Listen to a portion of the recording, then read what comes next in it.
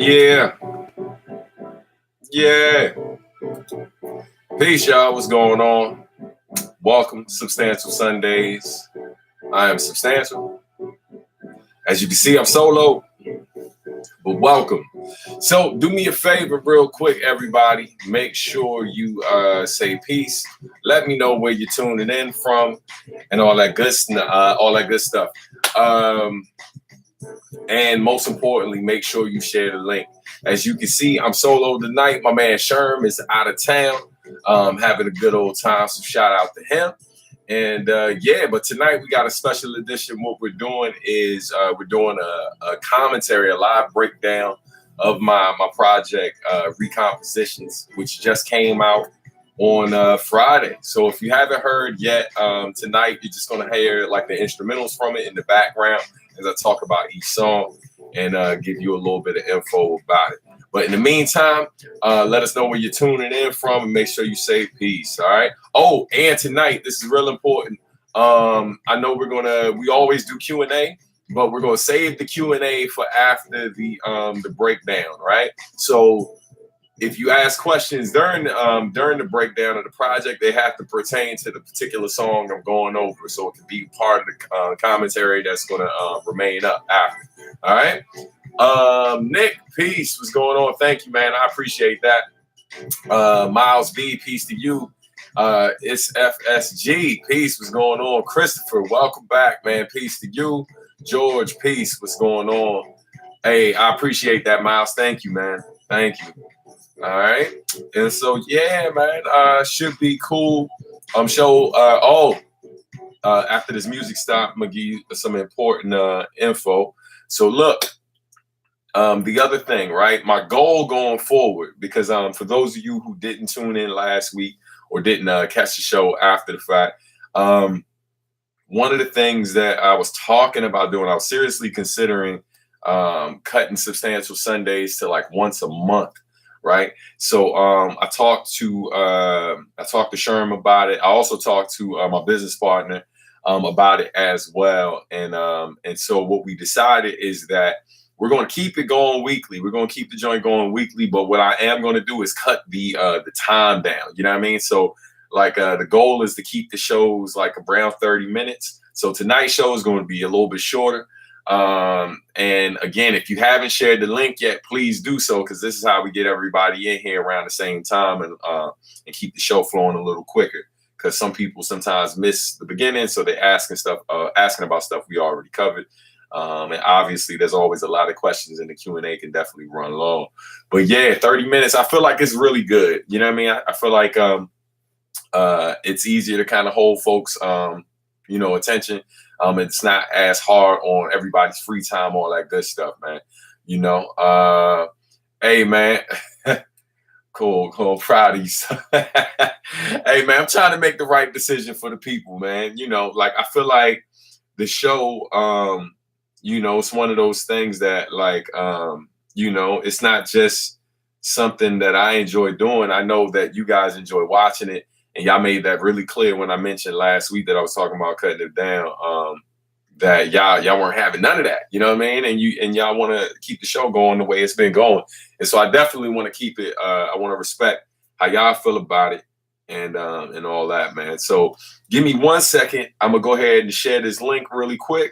And then I'm going to start these beats and we're going to start the breakdown recomposition. So if you know there's a particular song you got questions about or questions about the concept, get those ready. And we're going to jump into it after I share this link. And if you haven't checked in yet to say peace and let us know where you're watching from, make sure you do that. All right. Who I miss up in here? Uncrowned Otaku, peace. Ayo, what's going on? Joshua, peace again. Who else I miss? Mugen, peace. What's going on? My name is my name. What up? My man Calvin, peace to you. Live from Cali, that's what's up. All right, with the homie Brian. All right, peace, Brian. What's going on? I like Brian already. He got my middle name. You know what I'm saying, Brian? You all right with me? All right, so yeah, I think that is good. One more thing, and let's get into it. Hey, Tubakavelli Mason, what's going on? Peace to you. Found Black Her and Jazz. That was wow. Hey, that's a come up right there. That's my name is it's hot down there. I wish it was hot here because it's freezing up this joint. You know what I mean? All right, so let me share that. And I think we are ready to go, ladies and gentlemen. Let's get into it. So I'm gonna go ahead and drop these instrumentals and we're going to talk about recomposition. So, all right, let's do it. All right, so the beats are gonna be turned down in the back so they're not drowning out everything. But yeah, man. So for you guys who don't know, so Recompositions is a project that I first came up with maybe I want to say during the summer, right?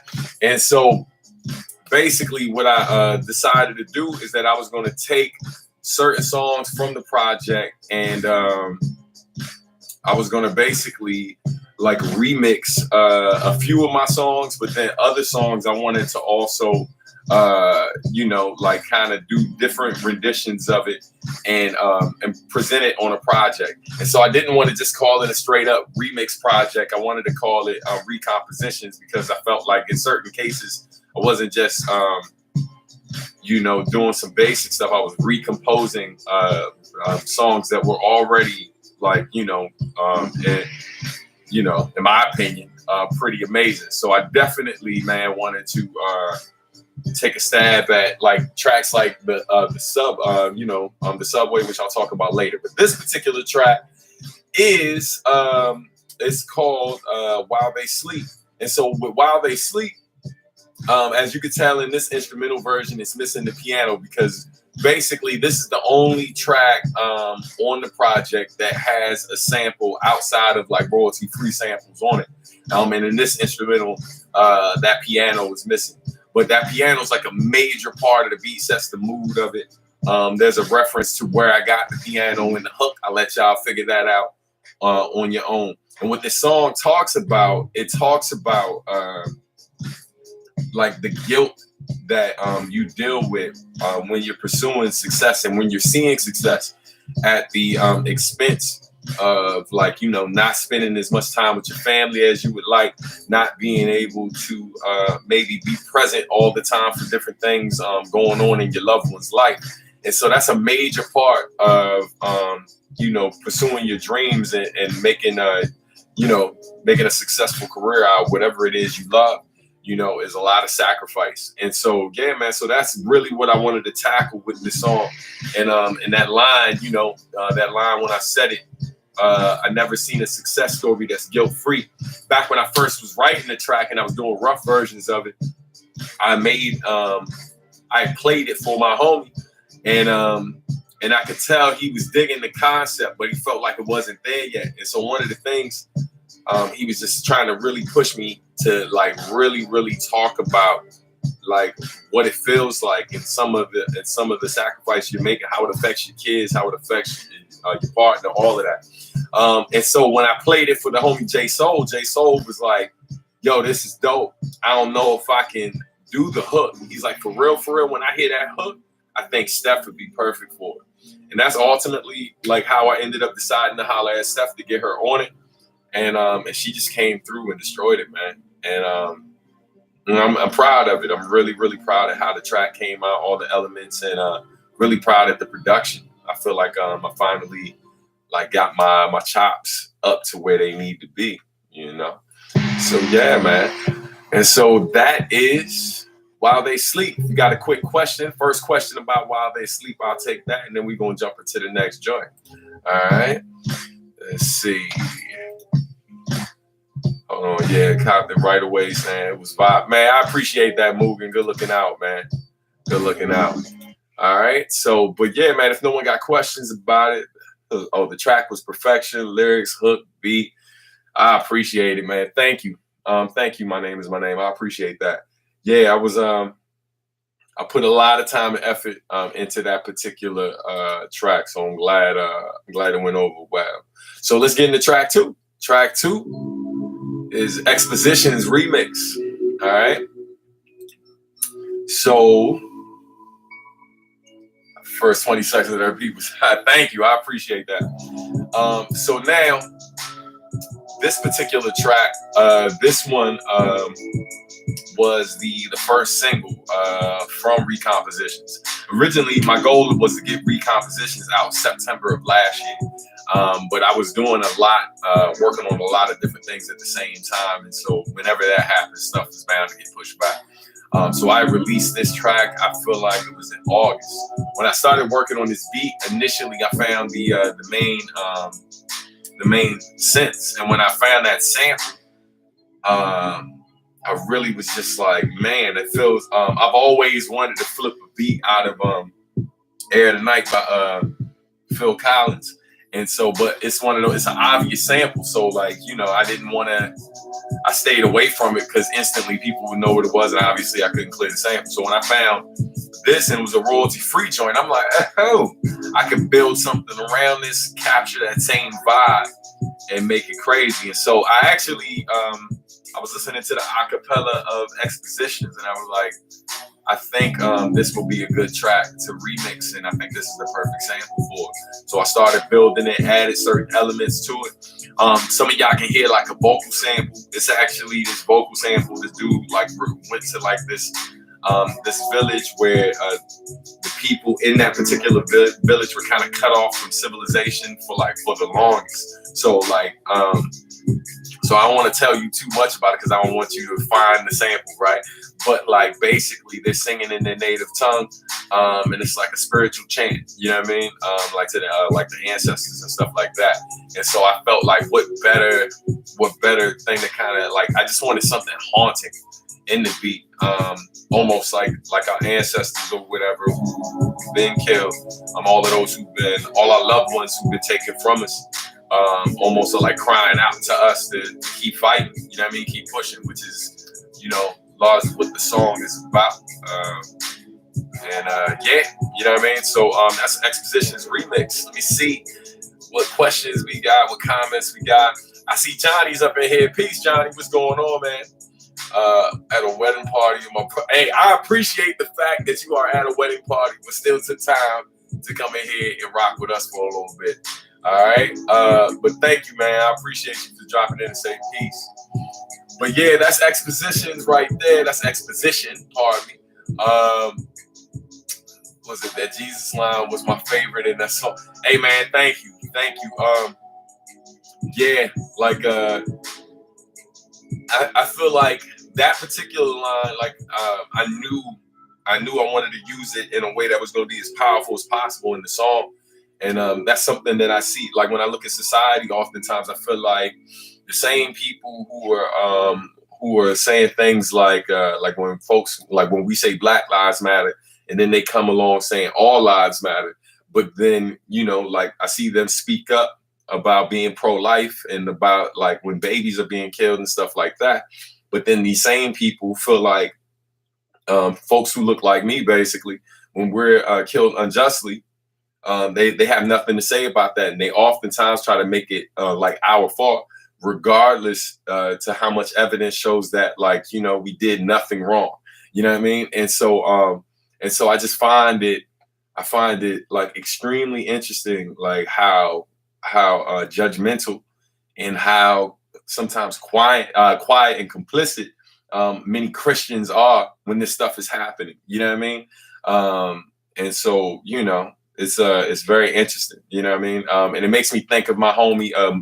About to say my man rhyme name wrong, but look, I was about to say someone else's rhyme name, but this homie had back in the day, man. Man, I'm about to say his name wrong, yo. I cannot remember this dude's rap name, but anyway, I had to do this presentation at a seminary, believe it or not. They were talking to hip hop artists, they were talking to stand-up comics, and they were making comparisons to different creative writing forms and the parables of Jesus. Believe it or not, this was a real thing, where I was being bussed up to New York from the DMV several times a week to speak at the seminary, right? And so one of the things that my homie brought up when he went there, he was basically saying that, you know, like when we talk about Jesus, he was like, I think a lot of times those same people who were who quick to judge, those same people basically you know, they think that someone like Jesus was Jesus in particular was associating with people like them, right? When he was like, the reality of it is, he was like, yo, he was spending time with the dudes like me, the criminals, right? The low lives, you know what I'm saying? Like the people who, the undesirables, right? Like that's who he was spending his time with, the whores, the like these, you know what I mean? The people who largely were kind of judged by society and just cut off.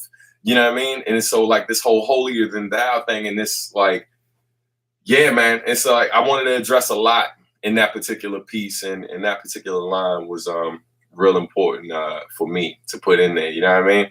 So anyway, yeah, man, keep it moving. All right, so here we go. Another track. This one right here, it's called "Alone in the Rain." This track featured the homie Mason Lieberman, that's who's playing guitar. And then it also features Stephanie Gale, my homie Steph the Sapphic Songstress, who has a dope album out that y'all should check out. And this instrumental, the reason why I was on Recompositions is because this instrumental was pulled from The Garden, and I recomposed the song, reworked it. So it was like a new take, a slightly new take on the beat. The beat's a little bit faster. We took the cello out, just kind of focused. Well, the cello's still in there, still the pizzicato's still in there, but like the other parts throughout the song or whatever, we didn't want it to be as distracted, so we pulled that out. And this is like the newer version of the beat. You know what I mean? Song "Alone in the Rain" talks a lot about like when you are oftentimes like pushing toward whatever it is you're trying to accomplish in your life, you sometimes feel alone because you're talking to and communicating with other people who maybe can't relate, right? And then throughout that struggle of trying to get there, you're failing constantly. You're constantly failing, and it's depressing, right? Like it's hard to constantly pick yourself up. It's exhausting, you know. And so like you feel really alone or whatever, but you see glimmers of hope, opportunities come, some blessings come your way or whatever, and it makes you hopeful. That gives you the fuel you need to keep pushing on, you know. This section of the song, by the way, Steph's verse that she wrote, shit is fire. She killed it. All right. And feel free if y'all got questions about the song, want to know particular things about it, just jump in, throw the question. I'll try to answer it before the track is over. If you listen to that Lupe track, Quotations with Fred, I believe, the last 2 minutes was nothing but facts. Word. Yeah. Vince, I appreciate that. Thank you. Mugen, thank you. Only reason why I'm not buying the album is because I bought every track individually and all the instrumentals, I believe. Hey, it's all good, Mugen. It's all good, man. I appreciate the support. Steph killed everything. Steph is a sheep. Steph is a sheep. Yeah, she did kill everything on the project. Yeah, Steph's amazing, y'all. All right. Any word on new Bob Alloy album? We're gonna I'll address that question after we finish the commentary. I'll definitely get you hip to what's going on. All right, it's all good. It's FFG. All right. Are the instrumentals available? Instrumentals are going to come out toward the end of this month, at probably at the latest first week of April. But the instrumentals will be available. Right now, what I'm debating on doing as well. At first, I was talking about doing a single from the project. It's a 7-inch vinyl, but I think I'm gonna do a deluxe vinyl where one side is the EP and then the other side is the instrumentals. You know what I mean? So let me know what y'all think about that in the chat, and we'll go from there. But this right here, though, joint right here, son. So this particular track,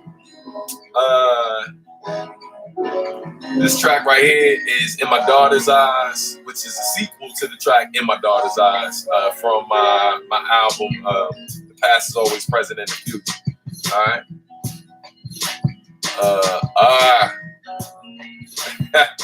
That's what's up. Yeah, man. I definitely love that beat too. I'll consider it.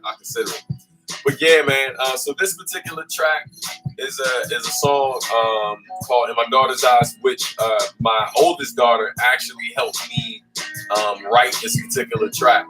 What I did was, before I started writing it, I asked her. I was like, "Look, I'm about to write a sequel to a particular song that I did, and I really want you to help me write it." So I gave her a piece of paper, and I was like, on one side of the paper, I want you to write all of the good things that you see. On the other side, all the bad that you see in the world, in your house, in your life, school, wherever, right? And then on the other side, because your younger sister can't speak yet, I want you to write what it is you think she sees, right? Like the good, the bad, all of that, right? And just give me an idea, because I don't want to just write my perspective. I want to give the world your perspective, right? And so, like, when you see me kind of being repetitive, like she sees this, because I'm literally just going down the line, right? Like breaking down what she's saying, and I'm finding ways to make it rhyme, and then I add my 2 cents in and flex a little more. But yeah, I really wanted it to really convey her perspective. You know what I mean? Their perspective, I should say. And the dopest part about this joint is that, like, one of the homies in the chat actually gave me the concept to do it when I announced that I was having another daughter, man. Like, you know, I think that's one of the dopest things about it, is the fact that this track was a fan's idea. You know what I mean? It wouldn't have happened had someone not mentioned it, you know? Let me see some of these comments real quick. Beat reminds me of Underachiever's track, I believe. Shine, All Gold. Both are great tracks. Thanks, Miles B. My name is my name. Thank you so much. So great that you get input from your family like that. Thank you, George. Yeah, man. It's emotional. Damn, that's so sweet, B. The hook of the song is beautiful. Thank you, it's FSG. Appreciate that. Damn, these hormones. Carrie Jan, your stand up on the Blind the Light track with you, Sice and Marcus. Funky. Is it going to be on the new album? It's we are working toward making an EP of some sort at some point. But right now we're just going track by track just to see how it goes, because it took us a really long time to get that one track done. All right, but again, you get me off track. I gotta stay on this track. Okay. Remember, Q&A at the end, where you guys can ask me questions outside of this project, and I got you. All right. I taught Sub all he knows. Christopher, you legend. I know, right? I need that project. I just thought back when Johnny was messing with Sherman. Keep growing, Sherman. Too funny. But yo, so in this beat, right? If you listen real close, you hear singing in it, right?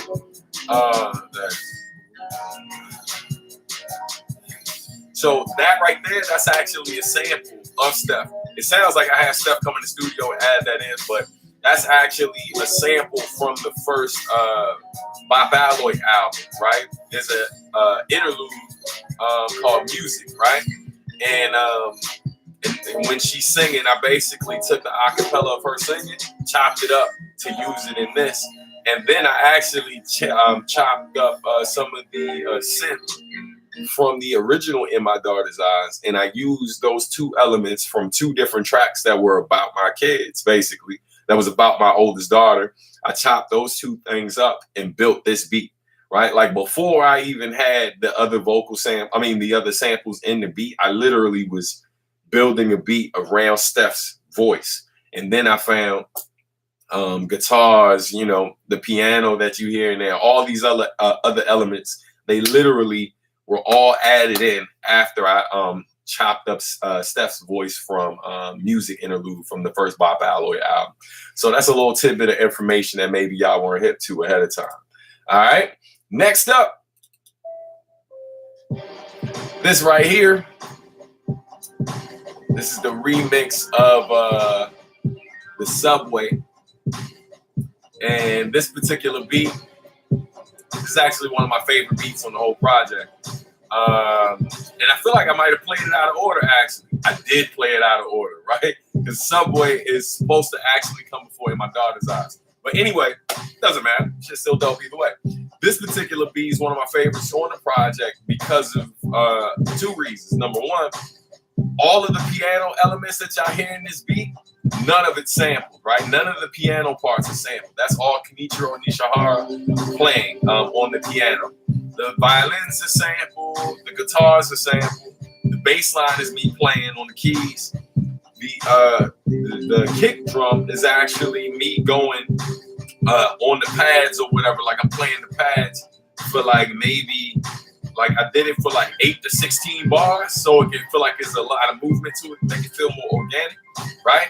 And then the snare, which is my favorite part of this beat, the snare drum in this beat is literally a train like hitting the tracks or whatever. It's like I found like recording a train tracks in New York, and when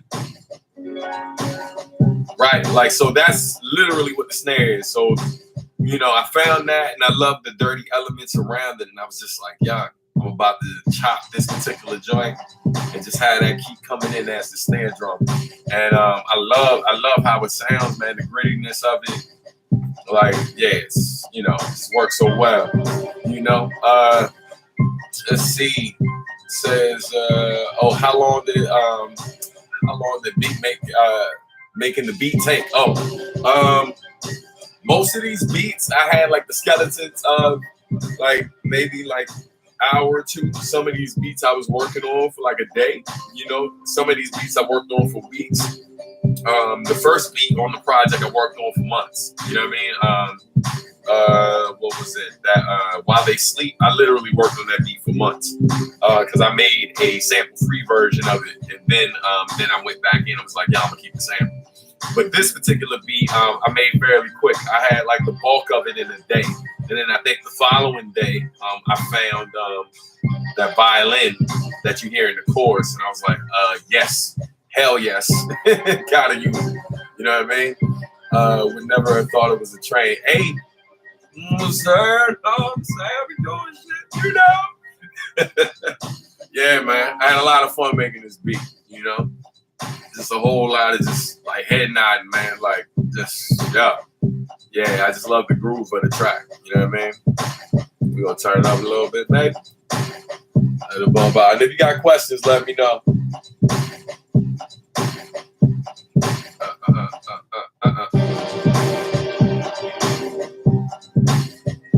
Like all of that piano you hear there, that's all Kenichiro.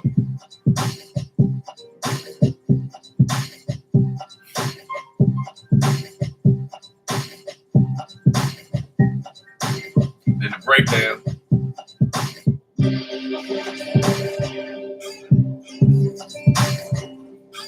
Love the breakdown with the guitar, man. Peace, Cloud Kid.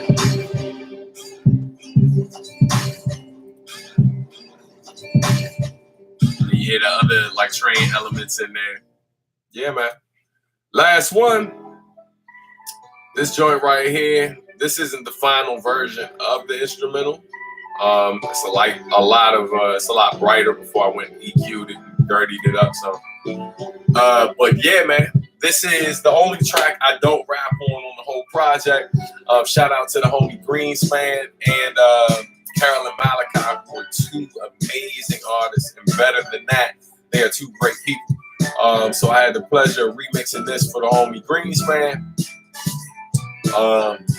And so again, this particular joint, like the horns that you hear, that's actually me playing those, right? And these are a bunch of different samples pulled from different places. It's not like there's one sample that has a lot of these elements in it. It's like the drums is me like chop the break, added additional elements on top of the break, different hi-hat, put the clap in there. The piano on this part. The horn that's in there, that's me playing. Right? Right? Like one part is sampled, then the other element or whatever I'm playing on top or whatever to give it a fuller feel. And then I dirty it up or whatever with the EQing, you know what I mean? Let me see. Yeah, Greenspan, he got busy on that joint, man. That's one of my favorite songs from his album that he dropped called Never Gonna Die. Y'all make sure y'all support that album too, man. It's a dope record. I'm a super fan of Greenspan, super fan of Carolyn Malachi as well. All right. And the other artists on the vocals, that's Carolyn Malachi. Shout out to Kenishiro, absolutely. Word. Yeah, like Mugen, I play by ear. I'm not classically trained. So the reason why I don't make a lot of my beats live, because like, I mean, I watch some of these producers where they've like spent a lot. Like, I've been producing since I was 15, but I've literally learned a lot of different equipment and really didn't master most of it, right? Like, I dabbled with something for a little bit, move on to something else. And so my process of me making beats, I think I did it live on Substantial Sundays once. It's an ugly ass process, man. It ain't like, I'm not here just instantly working magic. Like, it's a whole lot of like me tinkering and then like really messing with shit and like really kind of closed off, like no interruptions, just fully focused, because it's not like it might sound natural to everybody else, and I think that's because I believe I have a great ear for music, right? So like in terms of being able to make these samples work and get the elements right, but my initial like just start banging it out, it's never pretty. It's never pretty. It's a whole lot of like fucking around until the magic finally happens, and it's like hours, days, sometimes weeks before I get it to where I'm comfortable. But yeah, I'm the first to admit it. Like, I think some dudes are just amazing making shit on the fly, but like they'll make something that's just that's really entertaining, to see them do it. But it ain't necessarily the best song when everything's said and done. And so I'm just really like, as long as it needs to take so I can get it where it got to be, that's what's going to happen. So anyway, yeah, man, let's get some questions in there real quick. And I'll give you guys a little bit of time to throw some questions in real quick, because right now we're at the 31-minute mark. So we definitely going to wrap up soon. But if you got questions for me, let's talk. Let's talk about the project some more if you want. Or if you got some other questions, I know a couple of people were throwing other things in the mix. Let's get into that. Also, by the way, for those of you who haven't checked out the new merch store, if you go to my website, iamsubstantial.com, and click on store, in the menu, you can see like the new merch I got up in there and all of that. These hoodies, the Substantial Art and Music hoodies. We also have like frame photography or whatever from The Garden. Of course, vinyl, of course, cassette CDs, all of that stuff. But then there's a lot of t-shirts, there's Substantial hoodies, there's Substantial hats. The snapbacks are officially back, and 5-panel joints as well. Think different dad hats too, all that good stuff. But yeah, if you got questions, you can ask them at this time, and we're gonna keep it moving in a few minutes. All right, let's see. Let me do this real quick too. All right, what we got? Feel you, homie. I respect that. That's how I am with my own art. Stan, I just heard that Natty track with you, Architecture, and it's amazing, especially your part. Deacon's beat touched myself. Man, hey, that song Architecture, man, like I had so much fun writing that joint, man. I love when people hit me with a dope concept or content where I gotta really, really, really dig deep, think, and really kind of push myself to make something quality, so it's just not like some run-of-the-mill shit. And when he hit me with the concept, I was just like, man, I love it. Let's do it. Then we got to do the video, which was dope as well. We filmed parts of the video in Atlanta, and then other parts in New York.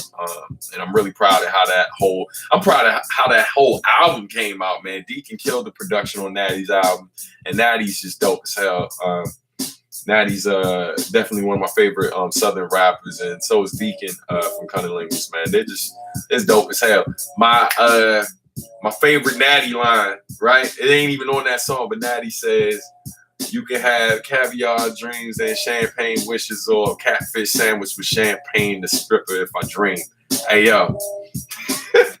That shit is so dope. Yo, Natty's dope. Shout out to Cunnilingus. Shout out to the homie No as well. Let's see. Gonna get a Think Different hat. Yeah, George, I appreciate that, man.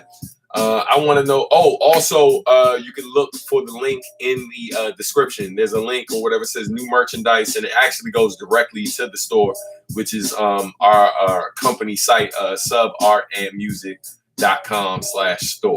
All right, that's where all the new merch is available. It says, I wanted to know, did you do your own new logo stand or did someone else? Also, how did you come up with it? So this logo here, thank you for asking, man. So this logo is something I actually designed, right? Me and my business partner, my wife, Rochelle Etienne Robinson, she a visual artist as well. And basically, we wanted, because it's substantial art and music, we wanted to make sure the logo represented both. So it's a half of a color wheel, and then the bottom half is vinyl, right? So that's the art, that's the music. I actually designed the logo myself. For those who don't know, I went to school for graphic design. So most of my cover art, including the new project Recompositions, was designed by me. And so was this logo. All right. What's he saying? He has a substantial amount of gear ready for y'all. What up, Indio? Good to see you up in here. Any new music with Pace Rock? Nah, man. Not at this time. Shout out to the homie Pace, man. I love that dude, man. It's a really good dude. No new music in the works with Pace at this time. But Pace is actually working on a film that I can't tell you too much about. And so I'm gonna play a small, not play a role in it per se, but not literally, right? Like it's not. I think it's a documentary. So I'm supposed to be in it. And so that's the only work me and Pace are doing right now. All right. When are we getting that Bop Allo debut album on vinyl? We're gonna wait for the 10-year anniversary to do that, Miles B. So that should be next year. Do we ship to Trinidad? Yes, we do. We ship everywhere in the world. And the cool thing is the company that we're using right now to do our merchandise, our clothing through. They have locations around the country and around the world. So, we try to keep the shipping costs at a certain level or whatever, so we can make a little bit of profit. But the shipping isn't too ridiculous if you're kind of far away. You know what I mean? So check it out for yourself. And then the other thing to keep in mind too, sometimes when people see how high the shipping can be where they are, instead of ordering the one thing, maybe come back when you can order 2 or 3 things, because it probably will be cheaper overall. Just something to think about. All right. That's awesome. I'm about to graduate from graphic design too. Hey, that's what's up, Moogie. All right. Same tribe out here. I feel you. Good luck with that, man. What made you choose music as your career? Great question. It's funny, man. Like from a youngin', I always wanted to be a visual artist more than I wanted to be a musician. But I love the music. Like really, really, like it's everything to me, right? And so I was just a super fan who like knew all the words to every rap song, every R&B song that I liked, right? And as my voice started to change and stuff, and I had dabbled with writing raps, but as my voice started to change, people would hear me saying other people's raps. It was like, yo, you sound better than some of these rappers when you say this stuff. You should try to do your own thing. And so I did. And the homies stamped me and they were like, yo, you nice. And so I just kept with it. And that's ultimately how we hit. Got some equipment, started recording and tinkering with beats, production on my own, with a turntable, DJ sampler, 2 DJ samplers, and a cassette deck. It's making some real dirty sound shit. Some real dirty sound and shit. And here I am, like almost 30 years later, still doing it. 20 years in the biz, but like close to 30 years making the music, Let's see. I guess you could say words evoke strong visuals. Word.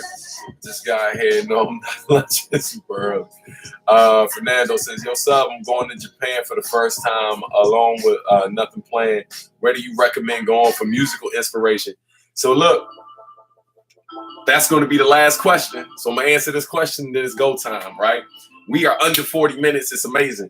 So look, to answer your question, Fernando, if you were going to Japan, I highly recommend you checking out a place called Club Family. All right. Club Family is actually owned by DJ Rio, aka Smooth Current, right? Who was a friend of Nujabes, a good friend of mine, Marcus D as well. It's our go-to hangout spot whenever we're there. They have dope events Marcus D, I think, just did an event with Nitty Chronica last night, I believe that.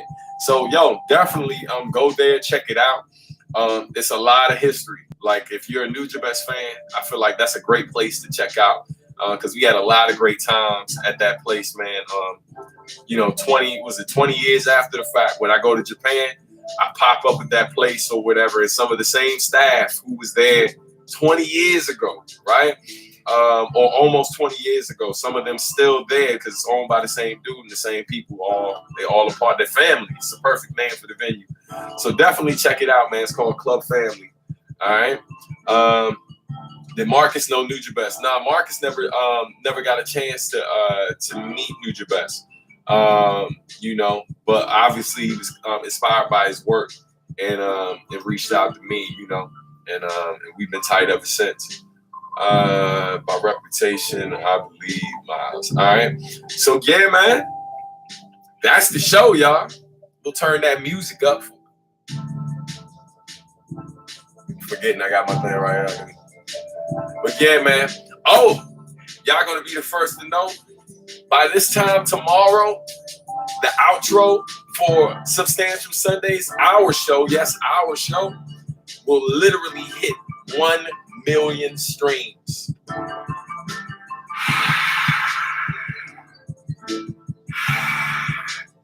That's right. This beat right here is going to officially hit 1 million streams by this time tomorrow. Thanks to y'all.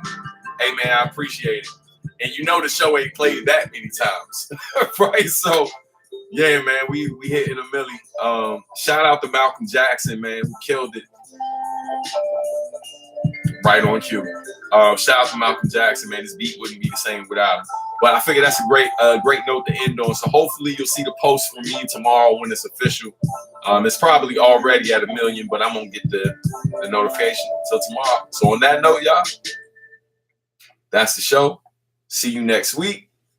Take care. If you got questions that you know in advance for next week's show, you can go ahead and just send them to me and I'll try to get to them or just have them ready and all that good stuff, man. Please make sure you support the store and pick up the new record, Recompositions, out now. Thank y'all so much for watching, man. See y'all. Peace.